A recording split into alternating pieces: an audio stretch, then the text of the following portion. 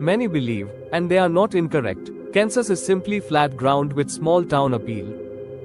However, like many locations, this state has its share of really dark secrets. Real-life atrocities almost too upsetting to believe are hidden behind those boundless wheat fields and peaceful neighborhoods.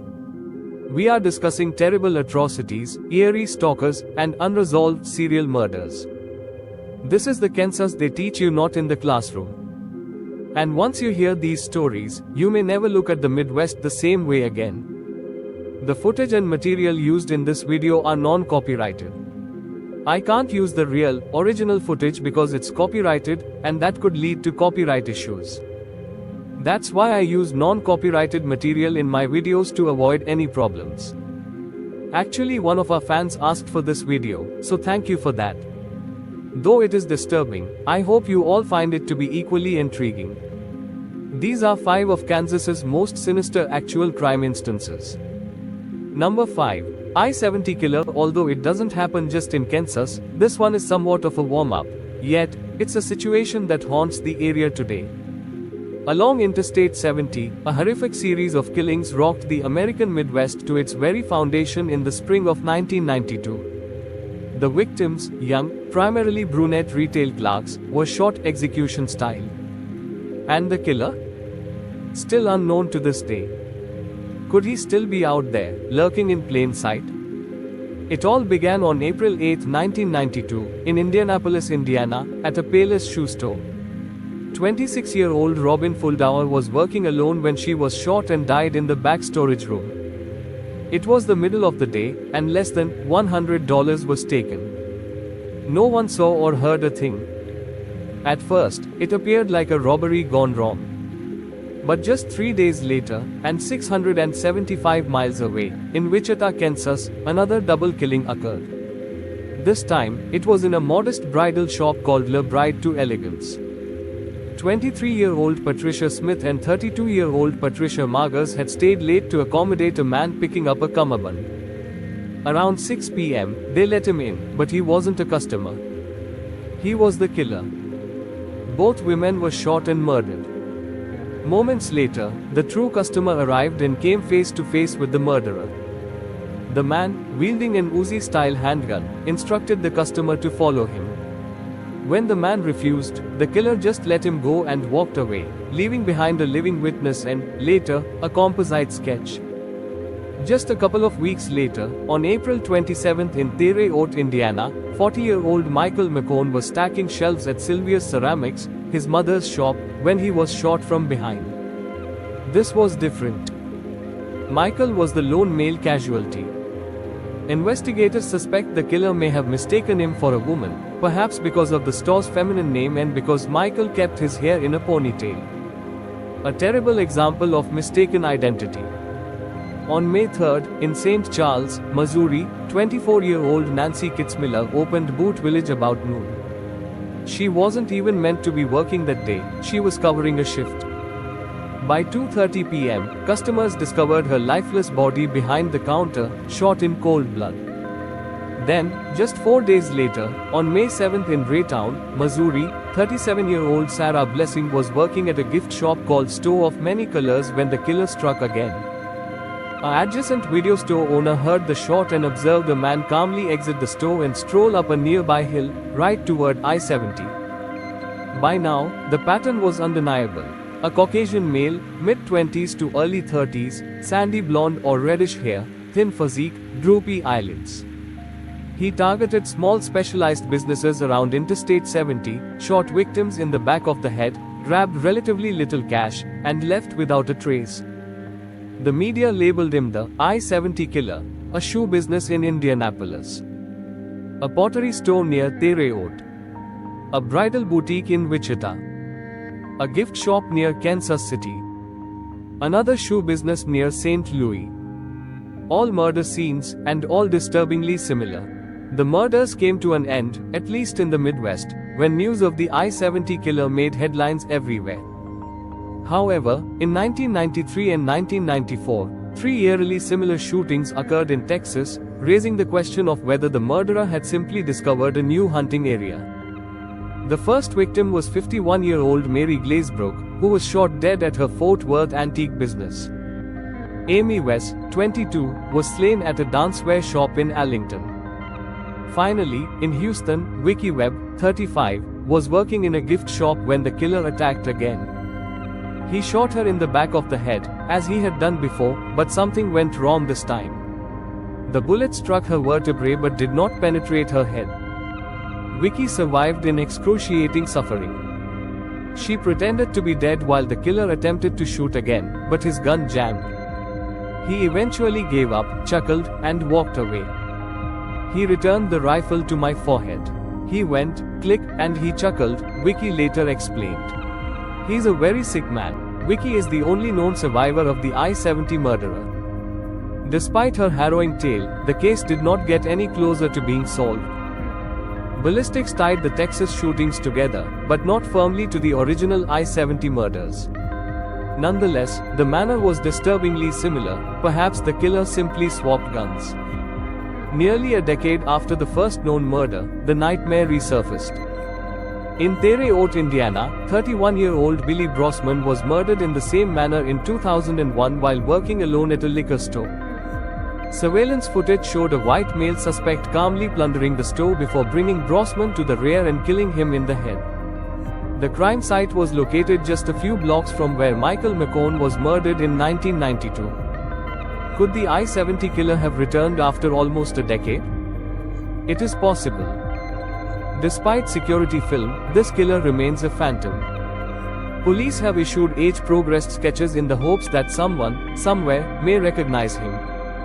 At this moment, he is either dead or an elderly man sitting on a porch somewhere, gloating to himself about how he got away with everything. Number 4. Who killed Alonzo Brooks? On April 3, 2004, Alonzo Brooks, 23, decided at the last minute to attend a party in rural La Signa, Kansas, nearly an hour away from his Gardner home. It wasn't his normal audience or birthplace, but like many of us, he thought, why not?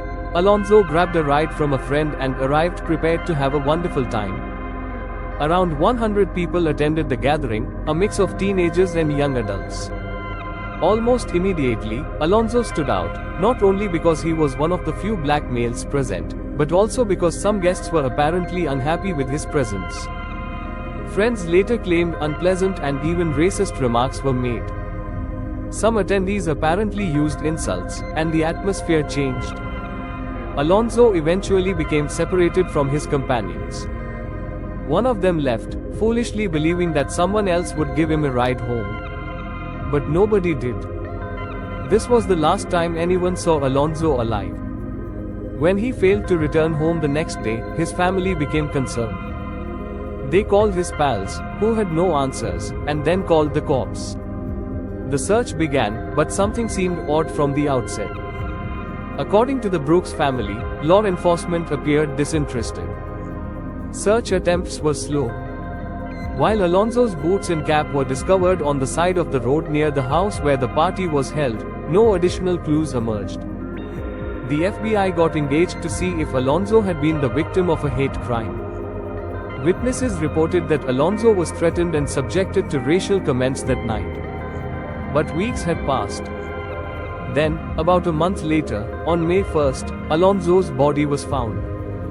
And it was not law enforcement who discovered him. It was his family.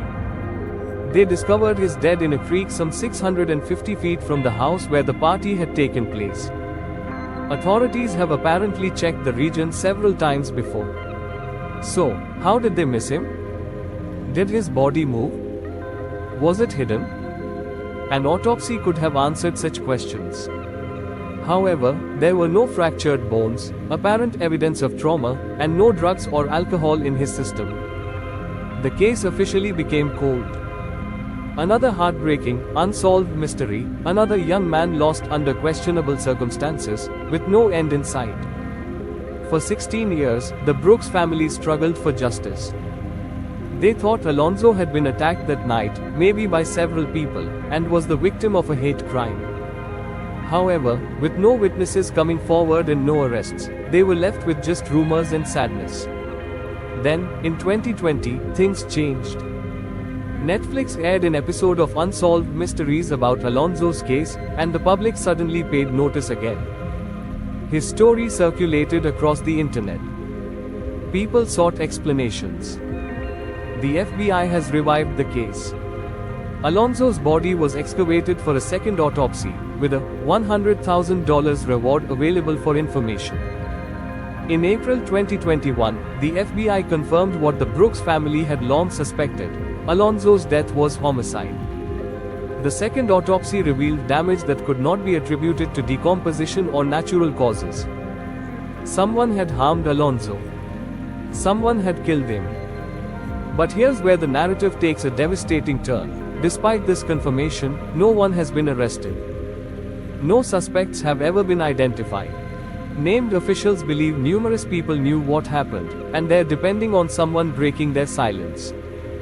The FBI even admitted that the passage of time can provide a new perspective. In other words, they hope guilt will eventually surpass fear, as we all do.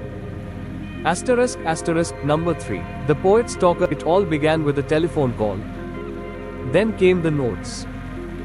Then comes the attack. And just as it appeared like the killer, known only as the poet, would strike for the final time, everything fell apart.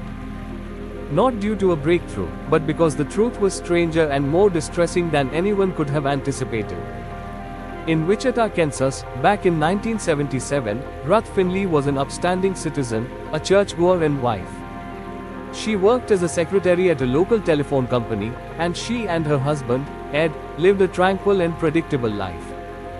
But suddenly, a series of anonymous phone calls started coming into their house. The voice on the other end did not talk, it simply breathed. Hello. Shortly later, the letters began to arrive. Handwritten and sprinkled with disturbing poetry, the phrases were fractured and disjointed, almost delusional. The sender identified himself as the poet and indicated that he had watched Ruth's activities, dress, and eating patterns. He also added newspaper clippings and apparently random sentences, such as, "Roses are red, violets are blue. I'm watching you die, and I'll be there too." The police took the letters very seriously. Remember, this was at the same time that Wichita was dealing with the horrors of BTK, another anonymous letter-writing stalker who did kill. So the possibility of a new predator lurking, or that BTK had turned its target to Ruth, wasn't out of the question. And Ruth? She was afraid. Over the next few years, the harassment intensified. The poet began contacting her at work and writing letters to her husband. Ruth was once discovered dazed and hysterical in a park, with her clothes torn and her wrists bruised. She alleged that the poet had drugged her and attempted to abduct her. Then, another time, she was found locked in the trunk of her own car with a note jammed into her mouth. Police boosted surveillance, placed security alarms, and tracked her movements, yet the poet consistently slipped through the holes. The questions nobody could answer. 1. Why was she targeted? 2. What did the poet genuinely want? FBI profilers evaluated the case and concluded Ruth was being stalked, but they were unable to identify a culprit. The letters were too inconsistent, and the behavior was too unpredictable. Nothing added up. Then, one day in 1983, after 6 years of agony, everything came to an end. No more calls. No more notes. No more attacks. Just silence. That is, until one night, when Ruth and Ed had a little domestic disagreement. Ruth stormed out and did not return for hours. When cops discovered her, she was incoherent, disoriented, and holding a knife. Detectives re-examined evidence and discovered previously unnoticed trends, such as Ruth reporting attacks in places with no witnesses. The handwriting in the letters matched hers, with subtle variations. Her bruises were superficial, and her torn garments appeared staged. They pressed her softly, then firmly, until Ruth broke. She confessed. There was no poet, she was the poet. It was like I couldn't quite figure out what was wrong with me, she later revealed. I certainly hadn't done all this. However, when they gave me the evidence, it all came back to me. Some of what I'd done. It was quite embarrassing. Humiliating. The motive. A fractured mind. What was her motive? A complex combination of trauma, repression, and mental illness. The poet's character became a vehicle for her repressed childhood pain, allowing her to fear and fight while still portraying the victim. She was not acting for attention. She believed it was real. Number 2. The Wichita Massacre. In December 2000, brothers Reginald and Jonathan Carr came to Wichita, Kansas. They were not there to offer holiday cheer, but to unleash hell. The prelude to horror. Andrew Schreiber was ambushed at an ATM 4 days after arriving, compelling him to withdraw cash before being shot. He survived. 3 days later, they attacked 55-year-old librarian Anne Volenta in her driveway. She was shot 3 times while fleeing and died at the hospital. On December 14, 2000, the Carr brothers stormed into a home at 12,727 East Burwood Drive and killed 5 friends: Brad Hare, Heather Muller, Aaron Sander, Jason Buffer, and his girlfriend, Holly, known simply as Holly G. These were educated, kind people, including teachers, financial experts, and a future priest. The victims were stripped naked, shackled, and tortured. The brothers assaulted the women and forced the males to violate them. They then put everyone in a truck, took them to an ATM, and drained their accounts. Finally, on a frozen soccer field, the Carrs forced the group to kneel in the snow before shooting each in the head. They ran over their bodies with the truck before departing. 4 died instantly. Only Holly survived after a hair clip deflected the bullet. Bleeding and nude, she trekked a mile in frigid darkness to seek assistance. 2 men broke into our house, she exclaimed to the rescuers. They've taken everything. They executed 4 of my buddies. I have been shot in the head. We need an ambulance. The aftermath. The Carrs were apprehended the next day. Both were sentenced to death, still on death row today. One of Kansas's most terrible crimes, an evening of unimaginable sadism. Holly survived. A little plastic hair clip had deflected the bullet just enough to preserve her life. Bleeding and nude, she traveled over a mile through cold temperatures before reaching rescue. The couple who found her immediately called police. Despite her injuries, Holly managed to tell them everything. Greater than, those 2 men broke into our house. They held us. They took everything. They executed my 4 buddies. I've been shot in the head. We need an ambulance. In a final act of cruelty, the Carr brothers returned to the house to plunder anything they'd missed, and added insult to injury by beating Holly's dog, Nikki, to death with a golf club. By the following day, the Carr brothers were in custody. What followed was one of the most horrific and well-publicized trials in Kansas history. With Holly's testimony, along with identifications from both Schreiber and Anne Volenta before she passed, the evidence was overwhelming. Reginald faced 50 counts, Jonathan faced 43 charges in 2002, both were sentenced to death. However, in 2004, the Kansas Supreme Court rejected the state's death penalty law, unleashing a domino effect of appeals. The Carr brothers' sentencing remained in legal limbo for over a decade. Ultimately, because to the horrible nature of their crimes, the US Supreme Court upheld their death sentences in 2016 with an 8-1 ruling. Currently, both remain on death row at El Dorado Correctional Facility. Number 1. The Internet's first serial killer. Scoutmaster. Baseball coach. Sunday school teacher. Even a Man of the Year award recipient from the Kansas City Council. This was the public face of John Edward Robinson, but as they say, never judge a book by its cover. There was always something wrong about John, but he deftly threaded his way out of problems, making his misdeeds disappear as readily as his victims. His criminal career began in his mid-20s, 1969, arrested for embezzling over $30,000 from a doctor's office. 1972, arrested again for stealing from an insurance company. Subsequent crimes included securities fraud, postal fraud, and check forgery, yet Robinson frequently slipped through the loopholes, obtaining merely probation or brief sentences. His decent community reputation functioned as camouflage, giving an illusion of a confused man attempting to do right after a terrible childhood. The truth was substantially worse. Robinson wasn't just stealing money, he was robbing lives. The disappearances begin 1984 to 1999. 1984, hired 19-year-old Paula Godfrey for a phony business. She fled after reporting she'd been sent to Texas for training. Her parents received a typed letter apparently from Paula indicating she was fine. Police closed the investigation. 1985, using the identity John Osborne, he met 19-year-old Lisa Stassi, a mother in a Kansas City women's shelter with her infant daughter Tiffany. After promised home and a job, both vanished. Robinson sold Tiffany for $5,500 in cash. 1987, lured 27-year-old Catherine Clampett from Texas to Kansas with promises of work and travel. She departed that summer. 1987 to 1993, while imprisoned for fraud, he met prison librarian Beverly Bonner. After his release, she abandoned her husband for him, then vanished. Her alimony checks continued to be cashed. The internet predator emerges. 1990s. By the mid-90s, Robinson discovered a new hunting ground, the internet.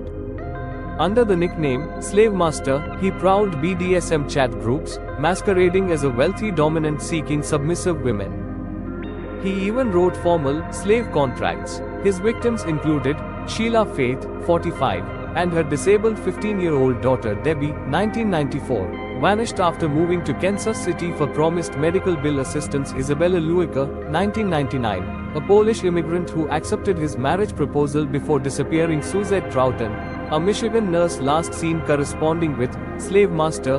The end of the game, 2000, when police finally got a search warrant based on a battery accusation, they found 2 barrels containing the bodies of Isabella and Suzette. Additional remains in storage containers, Beverly Bonner, Sheila and Debbie Faith. Because of his early use of the internet to lure victims, Robinson is called the internet's first serial killer. Now 81 years old, he is on death row at El Dorado Correctional Facility alongside the Carr brothers. Closing, these instances illustrate the dark underbelly of Kansas, a country where horrible crimes hide beneath wheat fields and small-town appearances. From highway murders to computer predators, these stories remind us that evil may bloom anywhere. If you enjoyed this deep dive into Kansas's darkest crimes, check out our other films and podcasts. Links are in the description. Stay safe out there. I'll see you in the next one.